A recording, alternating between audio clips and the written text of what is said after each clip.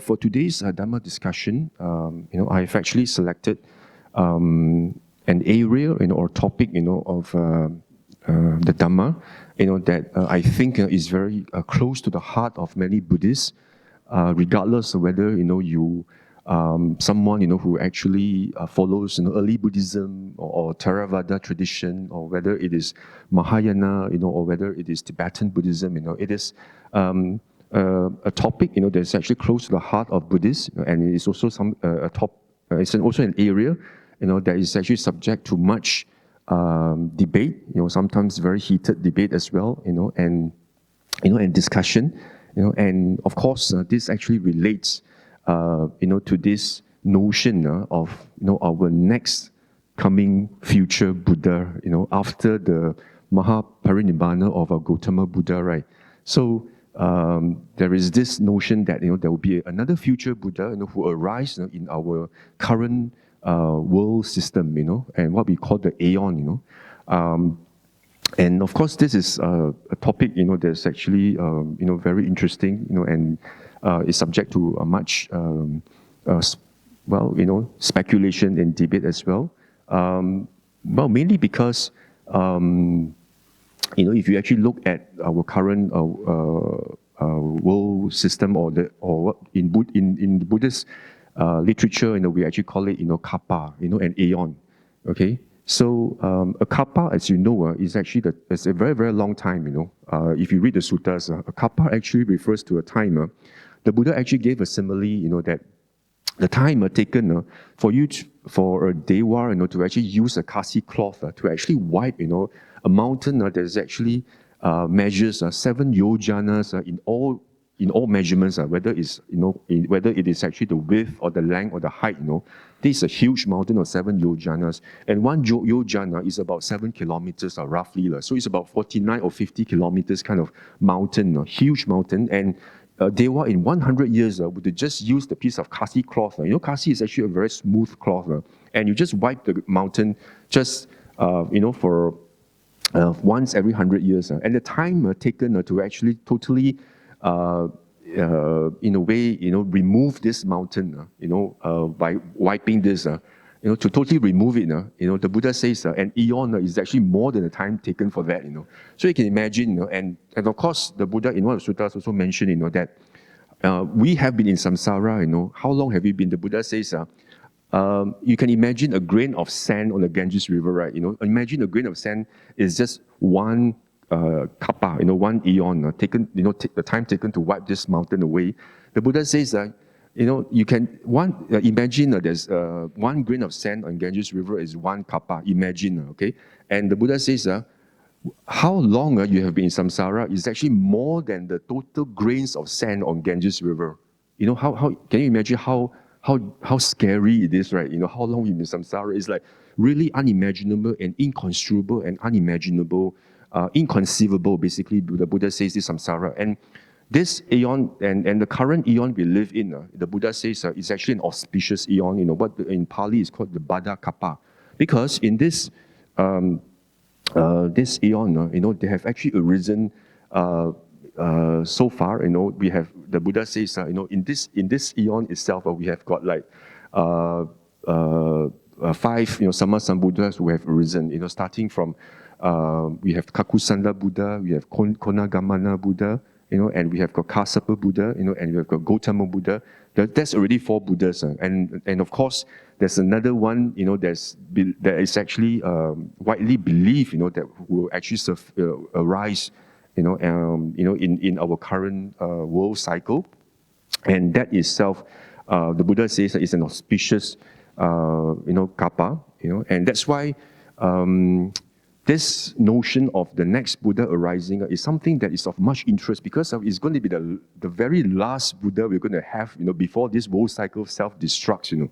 As you know, the world cycle is just like any phenomena, is actually non-self, and it's actually is going to be impermanent, and it doesn't have a permanent unchanging self. So this universe, this kappa, is actually the time where the universe actually is formed, down to the time, Of course, it forms, and then it sustains for a while, Then physicists also believe, right, that this universe, one day it will start to contract. And this is where all the planets, come together, because the universe contracts. That's why, in the sutta you find that in times to come, we're going to have many suns, who's going to make this planet very hot. Now we only have one sun, right, in the solar system, but once the universe contracts, this is where we're going to have more than one sun. It's going to be very, very hot, and that's where eventually our world is going to actually burn in fire, and it's going to be disintegrate, just like any phenomena in this world. So this world cycle, this one kappa, the Buddha says, is right now is a very auspicious kappa, because we will have we have already had 4 Sammasambuddhas, and widely believed there'll be another Buddha. So that's why this topic is so interesting, because it's going to be our last boat to Nibbana, if you actually look at it, right? Because we have missed the boat, we have actually missed meeting the Buddha, or perhaps we did meet the Buddha, last time, more than 2,500 years ago. I don't know where we were, perhaps we was in some other realms, or maybe if we met the Buddha also, we didn't quite pay attention to what the Buddha said, and we didn't quite basically penetrate the Dhamma. That's why we're still here, and still languishing in samsara, So this, if the Sammasambuddha, the next Sammasambuddha, does arise, then it's actually going to be our last boat that we're going to catch towards Nibbana before the world cycle destructs, and who knows what's going to happen after that, right? It's going to be like ages and ages of kappas that is going to arise, where it's going to be complete darkness and nobody knows the Dhamma, Perhaps you're going to have Pachika Buddhas in between, but Pachika Buddhas don't preach and they don't teach the Dhamma, So we are going to actually lose out, and we are going to basically, still be mired and languishing in samsara, and and we're going to definitely going to have a lot of suffering, going to the woeful plains again, in the animal realm, in hell, going to being pulled, into this, razor blade ground, going to be sliced into pieces or burned in huge cauldron, or burning pillars and all this. So definitely we're going to be there again, if we do not actually realize the Dhamma, and get out of samsara as soon as we can. So it's actually something that's very scary, if you think about it, the possibility of not, meeting the Dhamma, and this last Buddha, is going to be our last ticket to Nibbana. So I think we should actually then, look at this very seriously, and also, for us to actually investigate, So what are we going to do right now as as Buddhists, during this time when the Buddha Sasana, is still very much alive, and still very much being preserved, by the Sangha, and also by all the practicing Buddhists. What is it that we need to do, if we actually know about this, next coming future Buddha, So, and of course, in relation to this next coming future Buddha, is none other than what we all popularly know as this Metteya Buddha. Metteya Buddha is actually in Pali, but perhaps he's more popular in Sanskrit, which is Maitreya Buddha, and in Chinese, of course, is what we call is Mila Fo, and of course in Mahayanist tradition, he's often depicted as a laughing Buddha, right? A very rounded monk, who laughs, right? And Mila Fo, right? But actually, that is just a symbolism, because if you look at the suttas, all Buddhas have the same 32 marks of a great man, and he's very well built, muscular, and his features are all very, very dignified, because of the merits that the Buddha has performed, So, and he has great wisdom, and his head is slightly bulging, at the top, so to denote wisdom. So all these are 32 marks of a Buddha, and this is actually where different schools actually have different interpretations of how this next Buddha will be, But of course, in Pali, in the Theravada tradition, he's actually known as Metteya Buddha, Metteya, and he's also known as Maitreya, is the future Buddha, in many Buddhist schools, okay.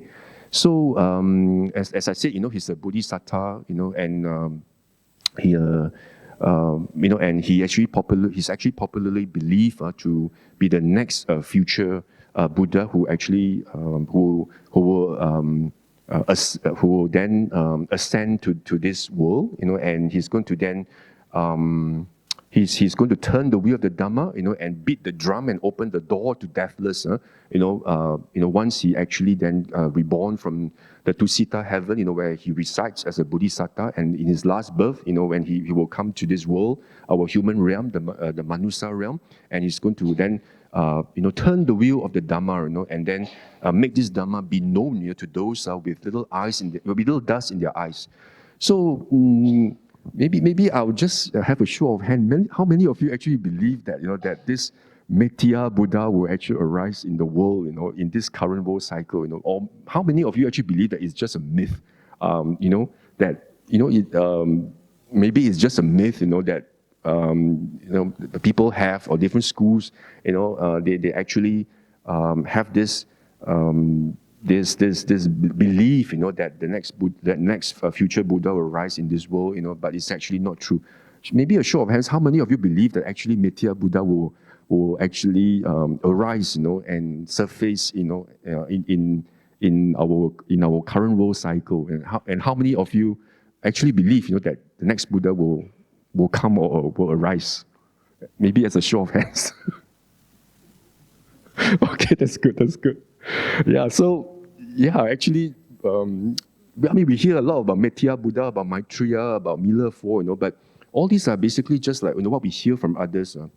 So that's why, the purpose of me sharing Dhamma today is actually to share with you, what exactly did our Buddha, our Gautama Buddha say, in the Sutta Pitaka, in respect of Metteya Buddha, So that is actually our authoritative source, right? In terms of what the Buddha actually says, rather than we hear from others. So it's actually good for us to focus, our attention, to exactly what the Buddha has actually, in a way, predicted, or how he has actually stated, in the sutta with regard to the next future Buddha.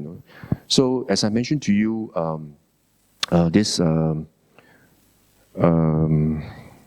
arising of a Sammasambuddha is indeed, a very, very rare occasion. And you can actually see this. I just want to share with you this sutta from Digha Nikaya number 14, which is what we call the Mahapadana Sutta.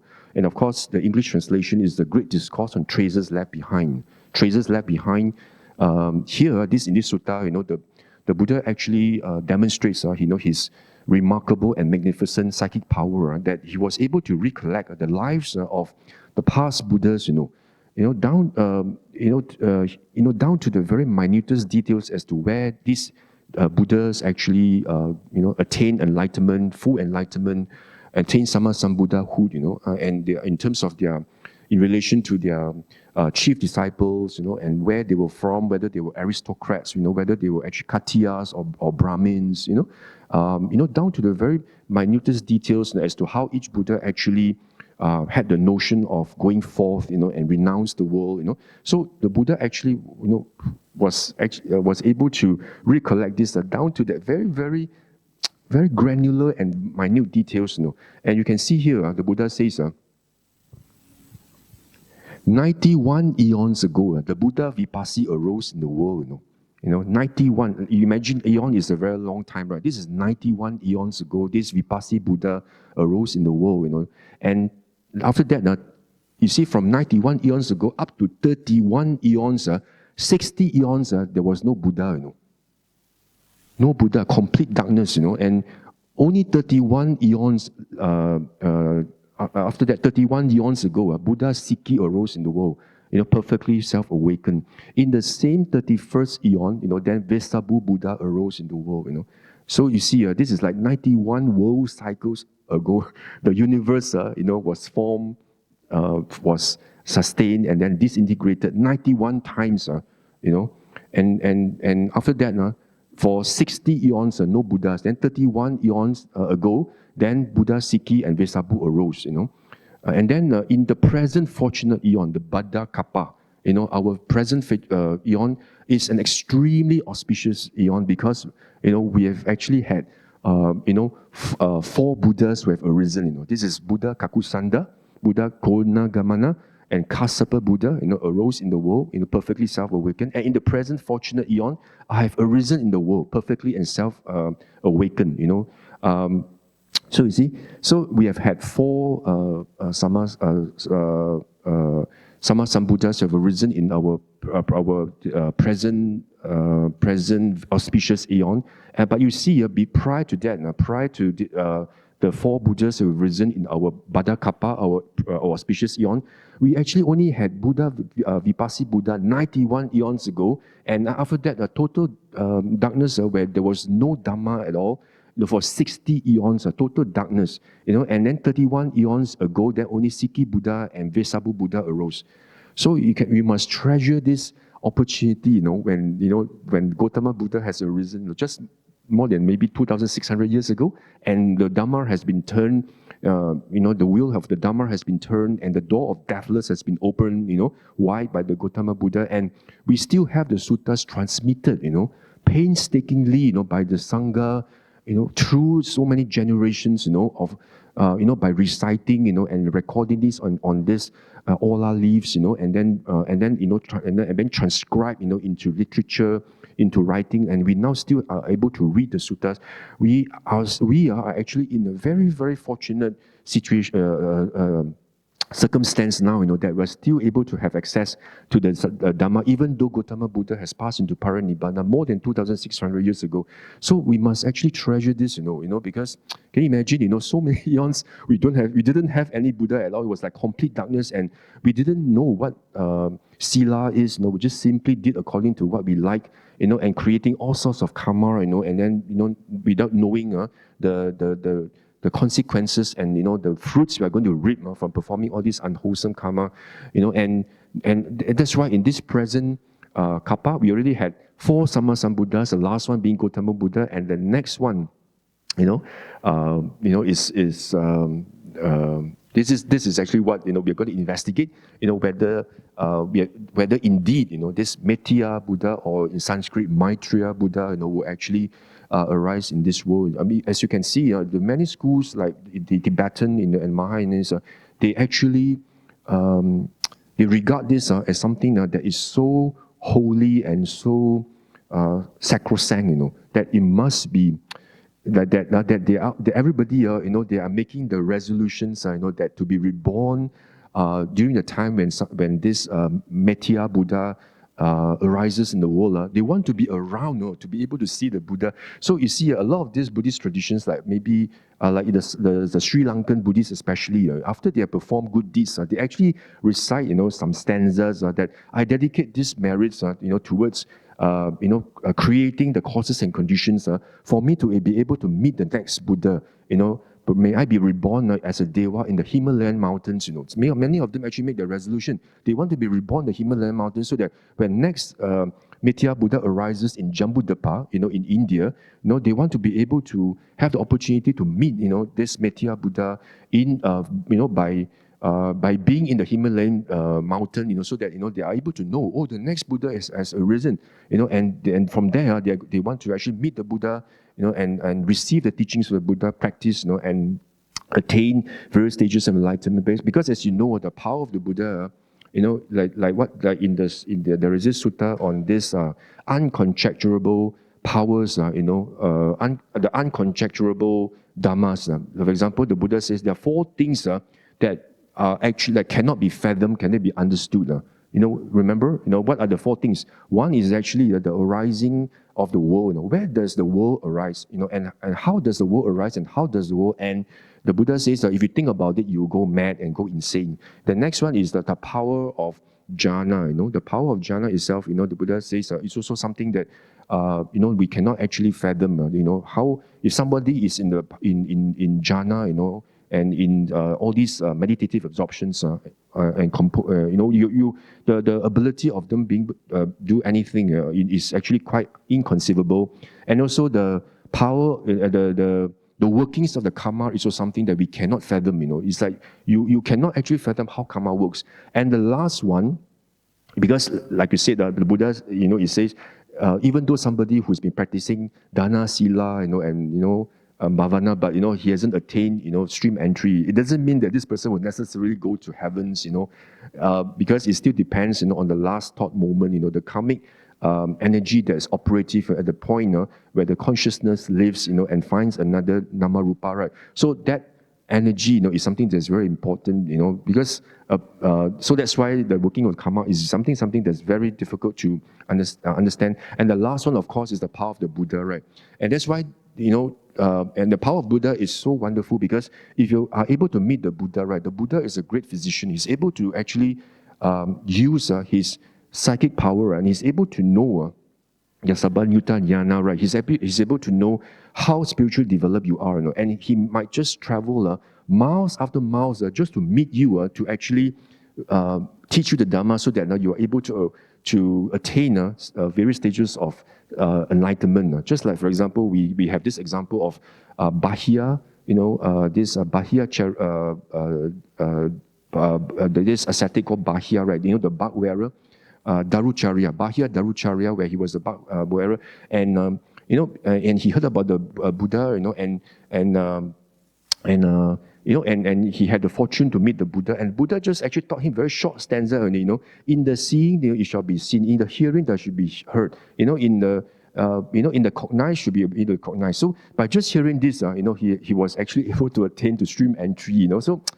The Buddha actually knew exactly how to teach, and for example, Pukusati, the Buddha traveled so far, just to go in, stay in the hut where Pukusati was, just to teach Pukusati, so, and also like,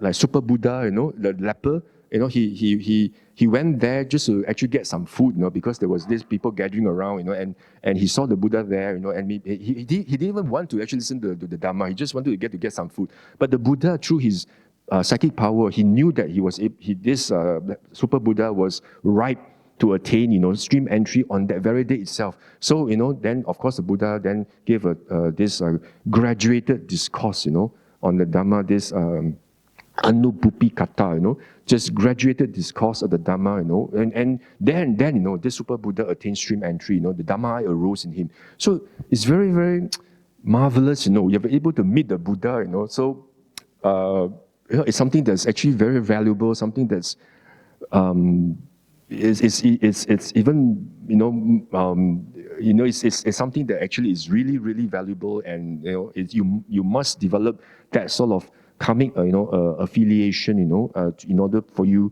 to meet the next Buddha, and that's why you see, nowadays, many Buddhists, when they do good deeds, they actually dedicate the merits, towards meeting the next Buddha, by directing the mind towards rebirth into Sita heaven, because this is where Metteya Bodhisattva is currently in Sita heaven, and many Buddhists actually make the resolution that by the power of these merits that I've actually accrued or I've done, may this create the causes and conditions, for me, to be reborn in the Tusita heaven, in order for me to actually meet,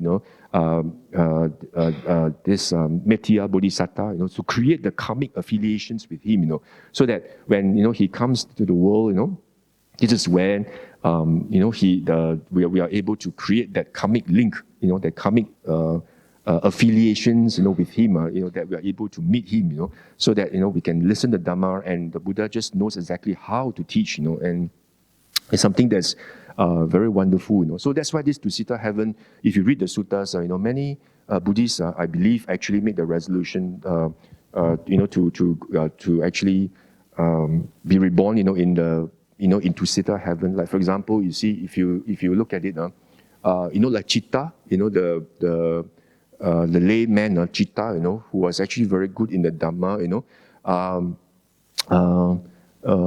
and also I think, I think in the commentaries it was actually said on his deathbed, there were many carriages that the Devas actually drove, to fetch him to the Deva realm, and all the Deva realms, like from Tavatimsa, and from Chatumarjika Deva, and Yama Deva, and and Tusita Deva, all the Devas, they drove the carriage, to actually fetch Chitta to their next world, So in the end, I think Chitta threw the flower garland to Tusita heaven, Of course, it doesn't say why, but I do believe it's because this Metteya Bodhisattva is there, right? So it's like, I want to go there because that's the most conducive environment for me, because I believe the Bodhisattva, Metteya Bodhisattva and Tusita, definitely he will actually be teaching the Dhamma, and practicing. That's where, all of us actually make the resolution to be reborn there. And the Buddha in the Sutta actually says you can, if you want to be reborn in any realms of the Devas, you need to direct your mind towards it. Everything is in the mind, So, once you create that energy, so it becomes at the point of perhaps the last moment of life, at the deathbed. This is where the energy becomes really strong, and you're able to then direct, your consciousness towards the next destination in Tusita heaven, and that's where you'll be able to meet, Metteya Bodhisattva, and create, that karmic energy and affiliations, and and the karmic linkage with him, so that and of course, Tusita heaven. If you look at the Buddhist cosmology, this what is that? Tavatimsa heaven, the life is 9 million human years. And if you go up to the Yama world, then it's 36 million years, right? So it's like, if you want, the more you go up, like the higher it is. Like Chaturmargika, I remember, Chaturmargika is 9 million. Then, then as you go up, right, then it's like, the higher you go up, and the longer the Deva life is. So when you actually reach the Tusita heaven, say from Chaturmargika 9 million, then of course you go to Tavatimsa 36, then Yama, then Tusita heaven. So it's like in Tusita heaven, the life of a Deva in Tusita heaven is like 500 over million years of human life, in Tusita heaven.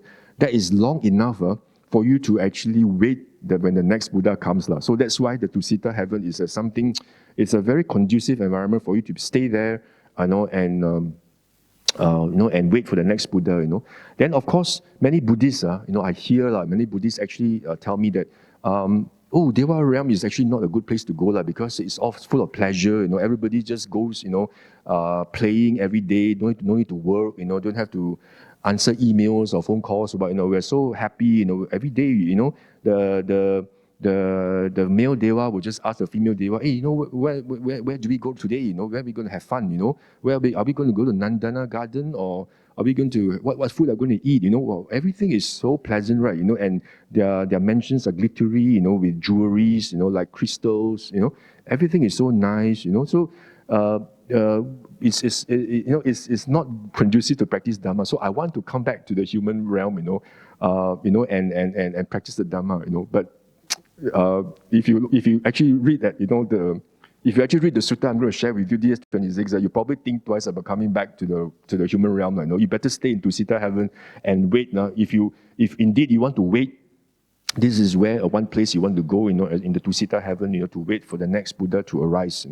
So having said all this, I just want to quickly also run through this sutta with you, which is the main topic of our discussion today. It's about this DN26, okay?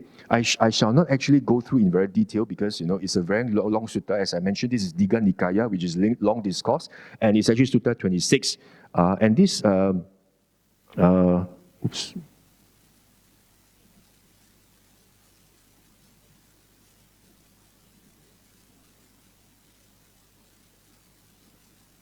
Yeah. Let me see. Okay, this DN26, in fact, this sutta, DN26, is the only sutta where the Buddha actually mentions about Metteya Buddha. I don't know why. I did a check on Sutta Central. This is the only sutta where the Buddha, mentions about Metteya Buddha. I don't know why, but perhaps the Buddha didn't want to, give that sort of that promise, that the next Buddha will come, and that it makes everyone have this attitude that, never mind, there's going to be next Buddha, so why bother now? I'm just going to sit, I'm just going to relax, and not strive. What for? I just enjoy myself. There'll be next Buddha anyway, so why bother, right? So maybe that's why the Buddha didn't quite delve into this Metteya Buddha, but he just mentions briefly, in this sutta, DN 26. In fact, I didn't find anywhere else the Buddha spoke about Metteya Buddha. So actually, this Digha Nikaya is about the sutta itself is actually what we call the wheel-turning monarch. As you know, this universal wheel-turning monarch, this it is widely mentioned in the suttas, and this wheel-turning monarch is actually a very powerful king, where he actually reigns, and he actually has a power over the 4 continents of the world, and of course in our current world, where we don't have this wheel-turning monarch, because as you read the suttas, you know why the wheel-turning monarch doesn't appear anymore, But a long time ago, this wheel-turning monarch did exist, especially during the various Buddha's time. This wheel-turning monarch actually happened, And so this, maybe just some brief background about this. This sutta actually starts off by saying, that at one time, the Buddha was staying in the land of the Magadhans and Matula, right? And then there was this discussion between the Buddha and the monks, And of course, the Buddha actually exhorted the monks, with the Dhamma. And he asked the monks to live as your own island, your own refuge, no other refuge. Let the teachings be your island and your refuge, no other refuge. And this is a very, very famous, and if you actually read the suttas, it's something that the Buddha repeated many, many times over and over, to the monks to actually highlight, to the monks how important it is to be your own island, your own refuge, with no other refuge, And actually, you ask yourself, why do the Buddha say that you have to actually be your own refuge and no other refuge, and let the teaching be your island and no other refuge? The Buddha says, so how does a monk do this? They meditate, observing an aspect of the body, So the Buddha talks about what? The satipatthana, the contemplations of the establishments of the 4 foundations of mindfulness, which is actually the body, feelings, mind, and also the phenomena, or what we call the mind objects. Another translation is phenomena, where you actually have to maintain your mindfulness on these 4 aspects. That's how you establish your 4 foundations of mindfulness. And how do you do that? Of course, in various suttas, we know the Buddha says you establish that by observing these 4 things, through your 6 sense basis, and more importantly, is actually to watch your mind at all times, how your mind, actually reacts to the same sense objects. That's why the Buddha says, be your own island. Means what? Because this is where you establish your mind, your sati on these 4 aspects at the 6 sense doors, your eyes, your ears, your nose, that is yourself. That's why it's be your own island. You actually have to position and focus, and anchor your mindfulness on these 6 sense doors. And when you actually observe these 6 sense doors, you have to then practice this 4 satipatthana, by contemplating these 4 things, at the 6 sense doors, and also, watch the mind constantly, and self-restrain, And this is where, you actually to see how your mind reacts to the 6 sense doors. And the Buddha says this is actually what they call the practice of kaya gata sati, How your mind reacts to it, you must actually see, and anything that comes into contact with your sense basis, whether there's lobha, dosa, moha arises in you. And I mean, I've mentioned this in my talks, many times. You have to have sense restraint, You cannot let this lobha, dosa, moha, come into your mind. The Buddha says your mind is luminous, But once you allow this external defilements to come in, it actually then contaminate your mind, and it actually, it defiles your mind, So then you react with a lot of reactions, which are unwholesome, and you create bad karma. For example, you get angry, then you lash out, or you actually kill someone, or you hurt someone because you feel angry, or because greed, you go and steal, you commit sexual misconduct, That's where, Mara has entered your realm, and you have allowed Mara, to actually defile yourself, and you have actually gone out of your domain, and that's why Ajahn Chah always says, you mustn't let the chickens come out of the coop, You must always make sure the chickens are always in the coop and they don't come out, So we must make sure they're caged all the time. So which means it's just like what the Buddha says, is actually you must remain within your domain. So anything that you see or you hear, or whatever, make sure you exercise self-restraint, sense restraint, by watching your mind at all times, and applying this Kayagata Sati. And through the use of Samatha Vipassana, you calm yourself and you actually contemplate how these defilements arise through causes and conditions. It's like you're using the defilements as like the meal, the fertilizer for the meal of wisdom. You use the defilements not to fight against them, but actually as like fertilizers for your meal to generate wisdom. So that's why the Buddha says, live as your own island or your own river, because it's out in your six sense doors. The Buddha actually said Nibbana is actually right beneath it's actually in this 6 foot long body, So that's why Nibbana is nowhere, it's actually within your 6 foot long body, your fathom long body. And this is actually where you actually, the Buddha says, live as your own island, because you can find Nibbana within yourself. And of course, you must also let the Dhamma be your island, because you cannot just contemplate, anger arise, or greed arise, and then you don't do anything, right? So you must also apply the knowledge of Dhamma, and investigate how they arise through causes and conditions, and how they're actually non-self, anatta. They're actually there's no permanent unchanging self, in anything that you experience, including Nibbana is also non-self. That's why the Buddha says, be an island unto yourself, be your own refuge, let the Dhamma be your island, let the Dhamma be your refuge and no other refuge. This is how you should practice, every day. You don't even have to wait until, there's a retreat, and then only you sit there cross-legged for 2 weeks, and take block leave just to go for a meditative retreat. Of course, the meditative retreats are actually important, and they're useful to recharge your spiritual energy. But we must put this spiritual energy to good use when we out in the world, where we're confronted with a lot of challenges. Your 6 sense doors are open to sense objects. We must have this ability to also practice the Dhamma. When we are actually out in the world itself, and and not just wait until we are going on a meditation retreats. So that's why it is very, very important for us to also practice the Dhamma constantly as well, as what is mentioned here. That's why the Buddha says, be an island to yourself, and let the teaching be your island and refuge, and no other refuge. This is actually what the Buddha actually says, in terms of teaching the monks. And you say you should also roam within your territory, the domain of your fathers. If you roam inside your own territory, Mara won't catch, and get hold of you, So for this, I want to share also this.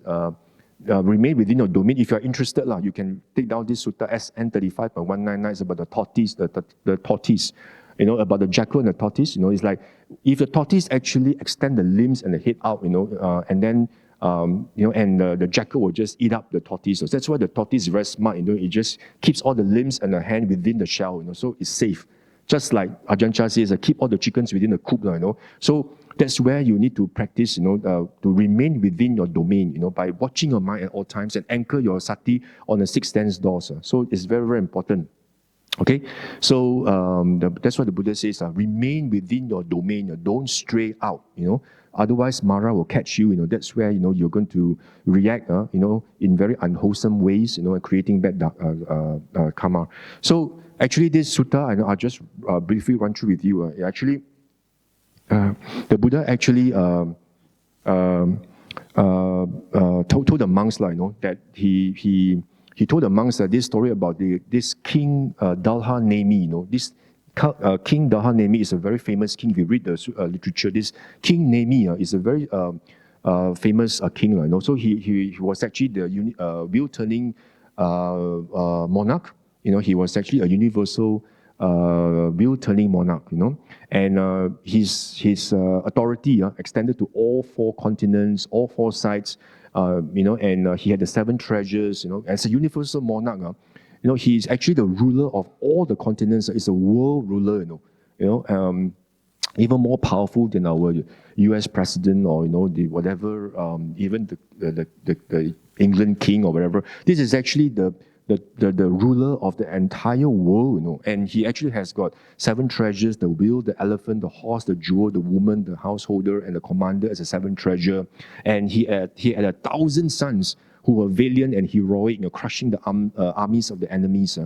And he reigned by morality. Somebody who actually holds firmly to sila, and he observes his morality, and he actually rules the world, by morality, by virtues, without using rod or sword, Then, as you know, everything is, of course, is anatta and anicca as well, right? So after many years, many thousands of years, this King Nemi, in short, I call him King Nemi, King Dahar Nemi.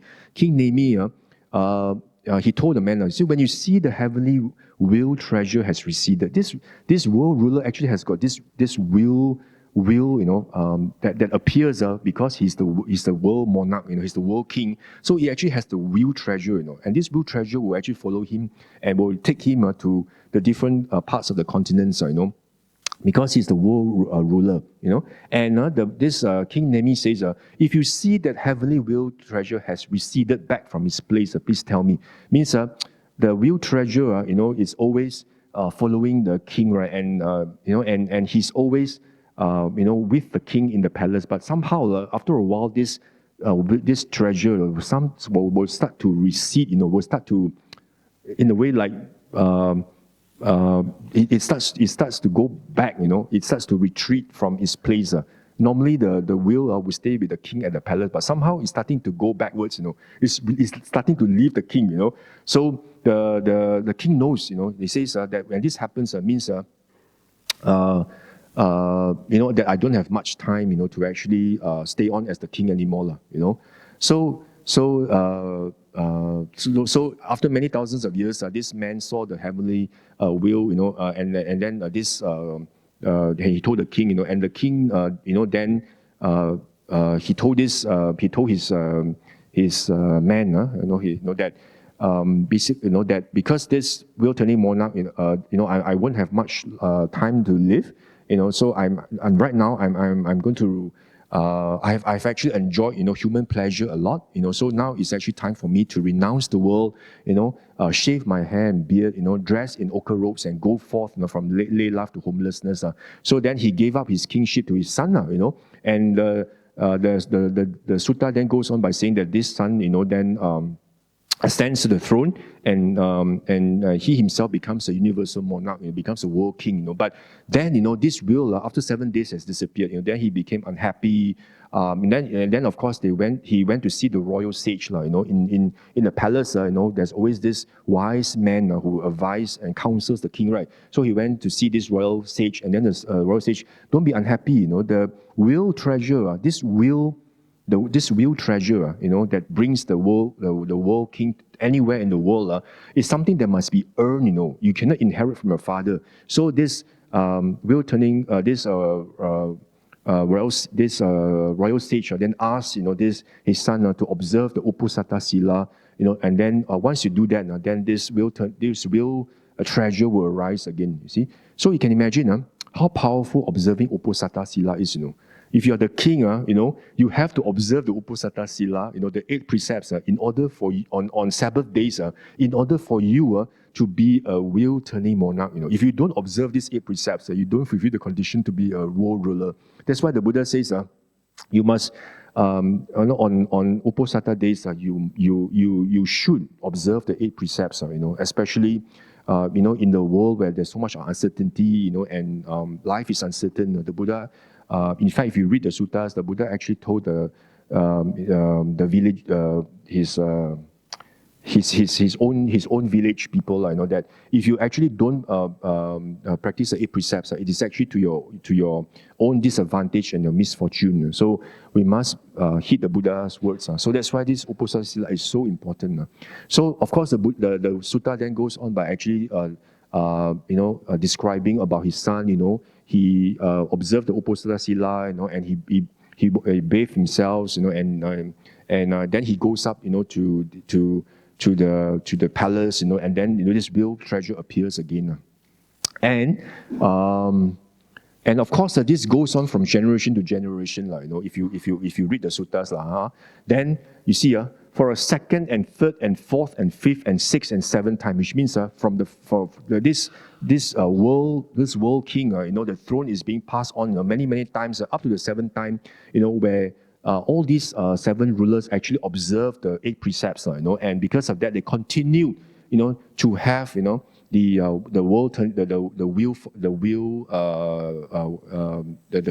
wheel turning wealth, they continue to have this. But once at the eighth king, as in all lineages, especially the royal lineages, there will always be some kings, who are actually not virtuous, or they don't actually follow the advice, very much like, people say, that riches don't actually last beyond 3 generations, right? So even for kings, you see, there'll come a time where you actually have kings that don't actually follow, So by the time it comes to this eighth king, this number 8 king, he doesn't actually, rule the world, based on the noble duties of a universal monarch, and he does not actually rule like what his ancestors had actually ruled, and even though the royal sage actually asked him to rule the kingdom, based on the noble duties of a universal monarch, but this eighth king, of course, didn't quite follow, and this is actually where our world starts to decline, at that time. So this sutta actually says, that he just actually provided protection and security, but he did not distribute money to the penniless in the kingdom, because like in the past, the kings, for example, the Thailand king, right? And if you read the news, that the king of Thailand, he actually donated money to especially to those who are poor and who were in poverty, So I think the king of Thailand, many regarded him as a universal monarch, because everybody, the Thai people, loved him, and he was very, very generous, very charitable. He ruled, very righteously, and he gave money to the poor, those in poverty, But for this king, he didn't follow the advice. Because of that, poverty, grew widespread, And you can see here, of course, the sutta actually went on, to actually describe how it actually, from poverty, then of course people start to steal, because they were poor, And if you read the suttas, I will not go into very details, but roughly I just tell you, that this is where a period of, where everything starts to decline, from the time, because people were poor, so they started to steal, And when they started to steal, then they started to make weapons, because they wanted to use the weapons, to kill who they stole from, in order for them not to be brought to the kings, for punishment. So they actually made weapons, And because they actually made weapons, killing, became rampant, right? And you can see here, I just want to show you, you see, from not providing money to the penniless, poverty became widespread, And when poverty became widespread, theft became widespread. And when there was theft, swords became widespread, And swords, were widespread. Killing living creatures were widespread, Because of the killing, you see, those people lived for 80,000 years. At that point in time when King Nemi was there, human life was 80,000 years, but their children only lived for 40,000 years, And for those who actually lived for 14,000 years, they started to lie. When the king asked them whether you actually stole, they said no, telling a deliberate lie, So you see, from 40,000 years, the children actually live only for 20,000 years. You see, it starts to decline because the morality, the observance of virtues, has started to decline, and they started to do more and more unwholesome deeds, and from 20,000, and those who actually live for 20,000 years, then then they started to backbite, started to actually tell tales, slanderous speech, and they started to, backbiting become widespread. And because of that, 20,000 years, then their children only live for 10,000 years, And for those 10,000 years, those who live for 10,000 years, some were beautiful, some were ugly, and the ugly beings, they coveted the beautiful ones, and they committed adultery with the wives of others. So those who actually live for 10,000 years, sexual misconduct became actually widespread. And because of sexual misconduct, those who live for 10,000 years, the children only live for 5,000 years. You see, the human lifespan, starts to decline and decline. And from 5,000 years, two things become widespread: harsh speech, parusa vacha, and then talking nonsense, sampa palapa, right? All these became widespread, and because of that, those who live for 5,000 years, their children only live for 2,500 years. And those who live for 2,500 years, this covetousness and ill will, became rampant, widespread, and the life then, descended to only 1,000 years. And from 1,000 years, wrong view became widespread. So for those who live for 1,000 years, the children only live for 500 years. So from 80,000 years, the lifespan has become only 1,000 years. And from 1,000 years, and those who live for 500 years, three things became widespread, for those for 1,000 years, the children only live for 500 years. It dwindled to 500, and then from 500, then they become this became widespread. Illicit desire, immoral greed, and then wrong custom, deviant practices, became widespread, And you see here, then from 500 years, then it became 200 years only, 250 years. Those who live for 500 years and dwindled down to 200 years. And those who dwindled down to 200 years, then their children only actually live for 100 years. So you see, those who actually live for 250 years, what did the Buddha says? What these things became widespread. Lack of due respect for mother and father, for Brahmins, for monks, and also failure to honor elders in the families. Those who live for 250 years. So, and of course, those who actually live for 250 years, their children became, just live for 100 years, which is actually what our current, our lifespan is. So you can actually see that what the Buddha says is actually true. Those who, right now, those we are living where our lifespan is 100 years old, there's this three things which are widespread. Lack of due respect for mother and father, we don't actually care for mother, father anymore. We may have, many children, but then none of the children want to look after the mother and father. Each will actually push a responsibility to another. In the Chinese saying, there are many oxen or cows, but no one to plow the field. There's actually this Chinese saying, because everybody just push a responsibility. We don't care for our mother, father anymore, or we send them to old folks' home. And even for monks as well, we don't respect monks anymore. If you actually read the suttas, monks were revered and respected, by the lay people during Buddha's time. But nowadays, if you happen to see a monk, some people may say it's actually a bad luck to see a monk. And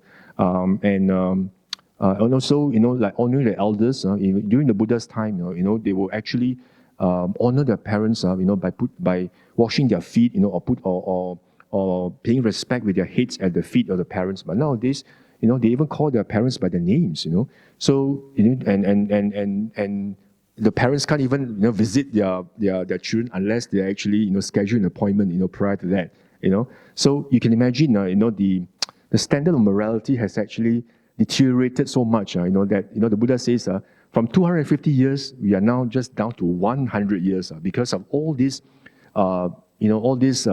immoral and unwholesome acts that we are doing. And if you actually look at this, this is actually the 10 unwholesome actions, 3, 4, 3 that the Buddha mentioned in so many suttas.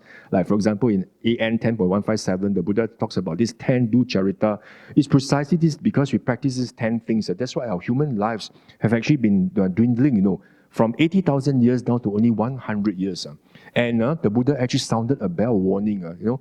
Going forward, from now, for those who are living 100 years, like, going forward, our people will only live for 10 years. This is how we are going to deteriorate, So there will come a time, monks, when these people who have got 100 years of lifespan right now, they will deteriorate until the children only live for 10 years. And for those live for 10 years, girls will be marriageable at only 5 years old. They are already they are able to marry already, even at 5 years old. And these flavors will disappear. The ghee, butter, oil, honey, molasses, and salt. All these will disappear. And the best kind of food is finger millet. And which is a very coarse kind of food. Not the rice that we see. Nowadays. So you can then this the Buddha says when the people are only 10 years old. The average lifespan 10 years old. And they already get married at 5 years old. The 10 ways of doing skillful actions will totally disappear. Nobody will know about refraining from the 10 ducharitas, the 10 unwholesome actions, and 10 ways of doing unskillful deeds will explode in popularity. The Buddha says, everybody, will be actually very inclined to perform these unskillful deeds. Those people will not even have the word skillful, let alone anyone who knows what is skillful, And anyone who disrespects their mother and father, or the monks, and fail to honor the elders of the family, will be venerated and praised, and just as the opposite is venerated and praised today, So if you're somebody who disrespect your mother and father, or you don't bother about them, don't care about them, you send them away or send them to old folks' home, you don't ignore them, or you actually disrespect the monks, and you don't honor your elders in the family, you will be venerated and praised during that time, and there'll be no recognition or status of mother, aunts, and wives. There'll be promiscuity, there will be sexual misconduct, and the world will be dissolute like goats and sheep, chickens and pigs, dogs and jackals, and there will be hostility towards one another, where there will be malevolence, and thoughts of murder and killing, Even the mother will feel like killing her child. The child will feel like killing the mother, or father for child, child for father, brother or sister, sister for brother.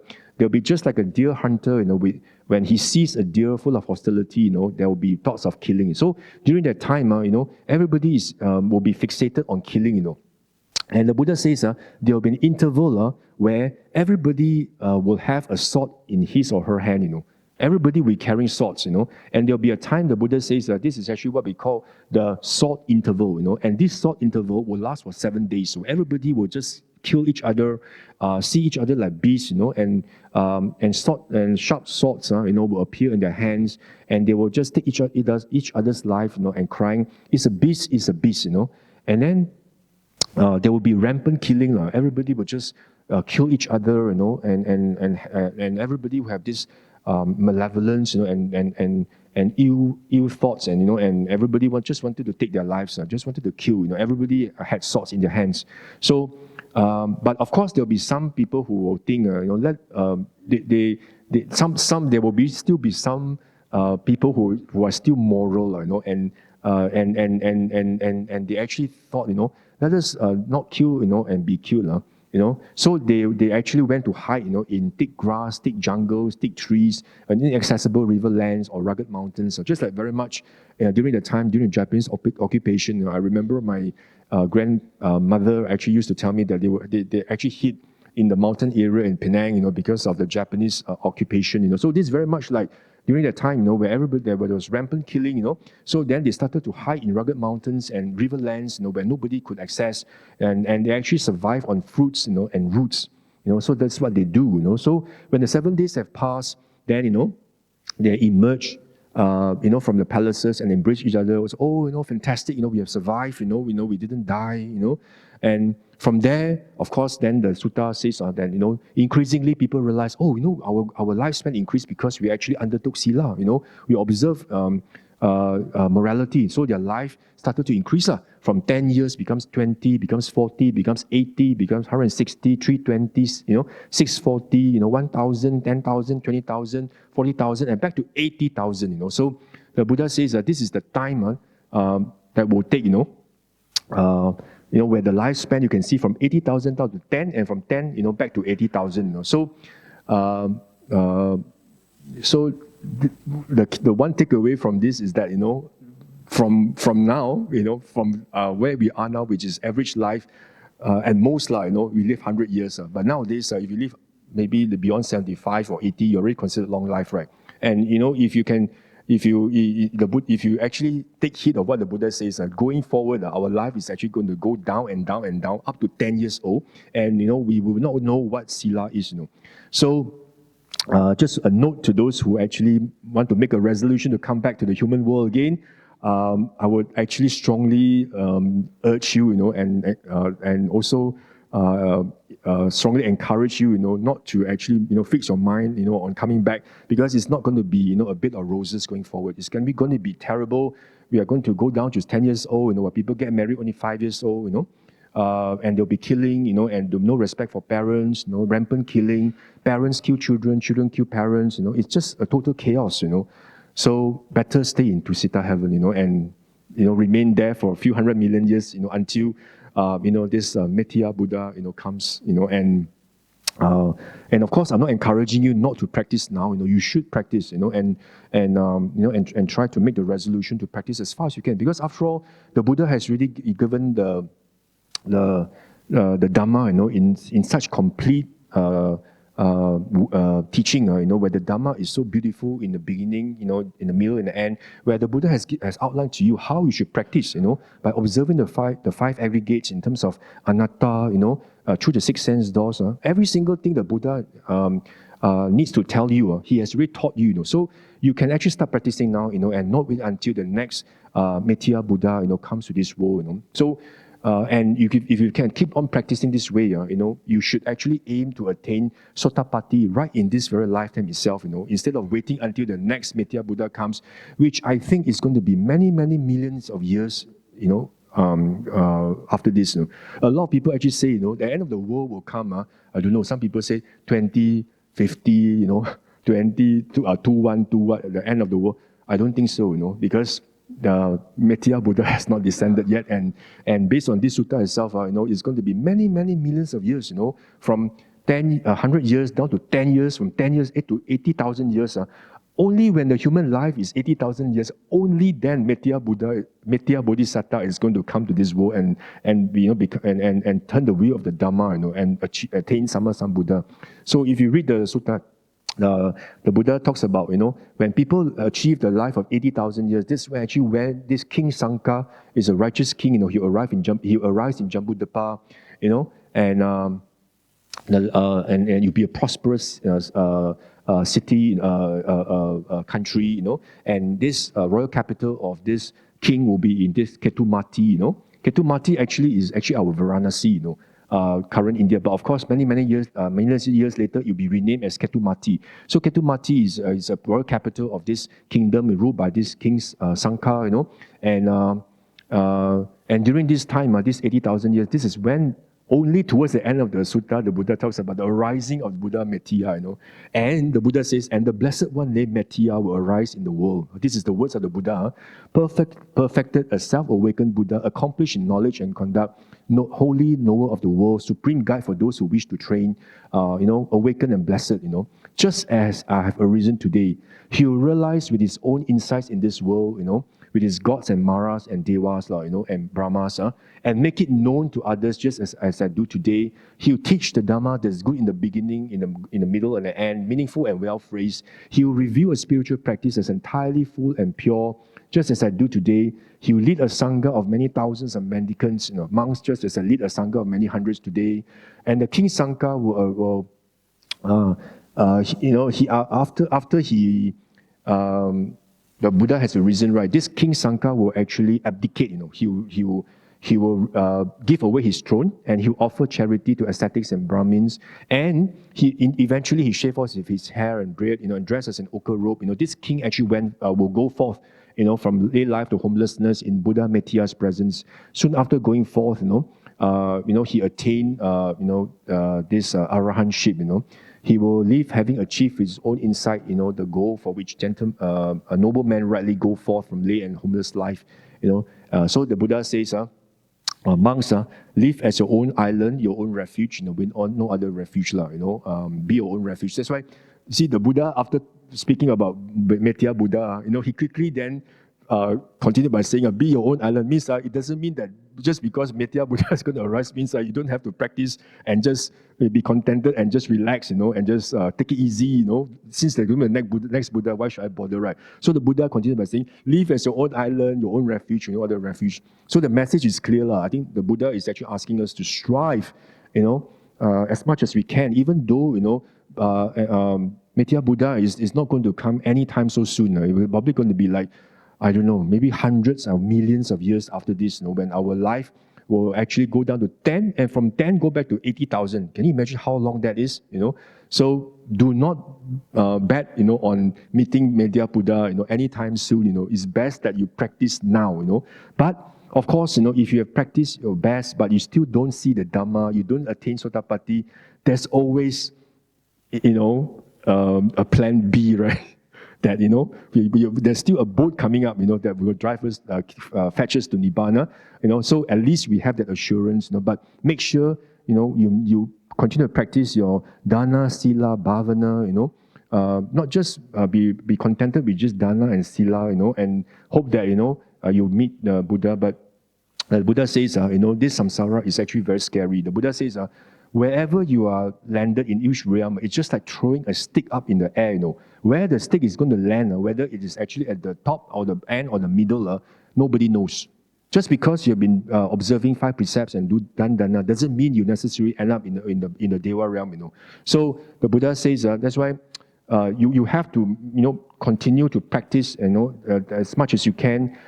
Try to attain the Dhamma eye, and attain Sotapaddi, in this very lifetime by penetrating the Dhamma, see the light of the Dhamma, so that you can see how phenomena and how conditioned things arise through causes and conditions, and they don't have a permanent unchanging self. Once you're able to see that by contemplating the 5 aggregates, 3 or 6 sense doors, then you would have actually attained the best guarantee and insurance, for you to actually attain this arahantship, even up to 7 lifetimes, and these 7 lifetimes, definitely it'll be before this Metteya Buddha will come, and this is the best guarantee. But of course, we all have different spiritual capacities and different developments, just like what the Buddha says. The practice of the Dhamma is just like an ocean flow, where it actually is actually gradual, and very.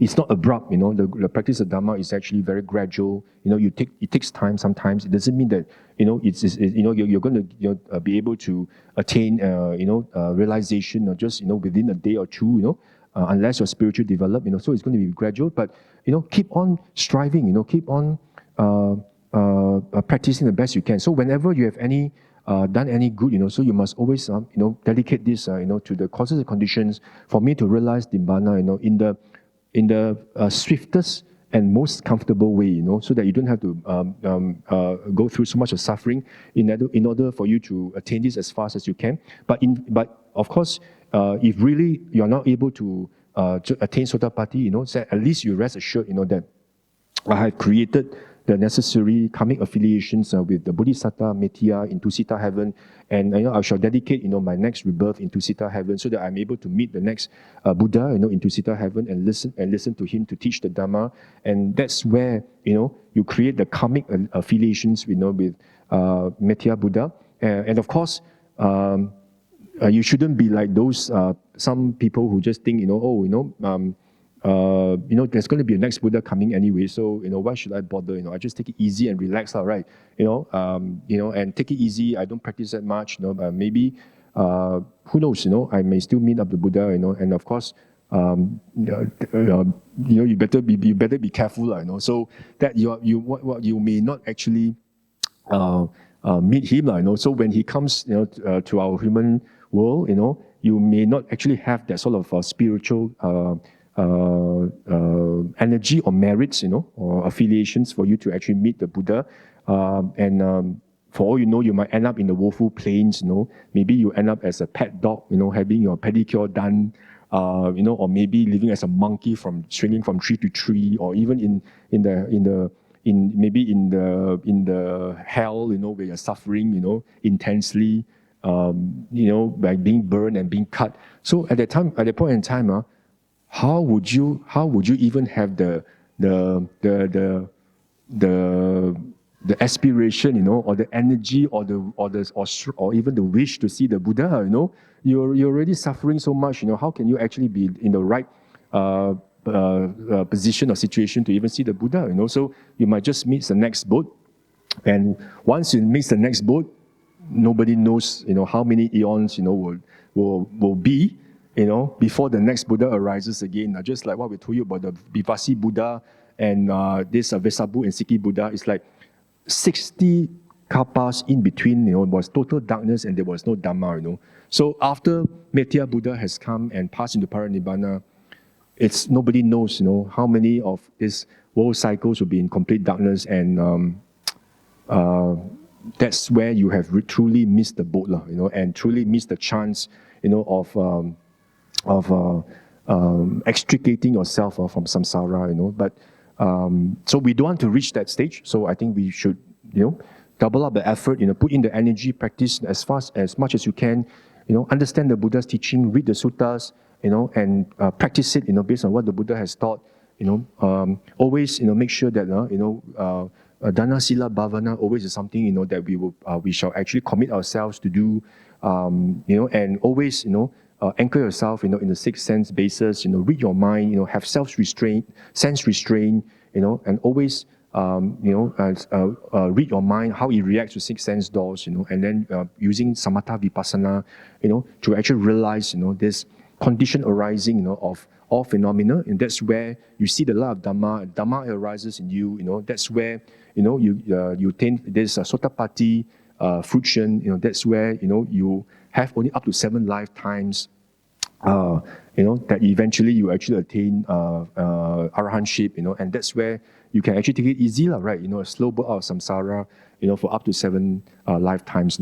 So this is what we should strive, but of course, we still have a plan B, if really we cannot, then make sure, you dedicate your merits towards meeting the next Buddha, by perhaps being born in the Himalaya mountains, as an earth deva, or even in the heavens, when the Buddha, starts to actually beat the drum of the Dhamma, that's where, you can be like one of the contingent devas that followed maybe Sakadeva Raja, when Sakadeva Raja goes to see the Buddha, you can be one of them, to follow the Sakadeva Raja.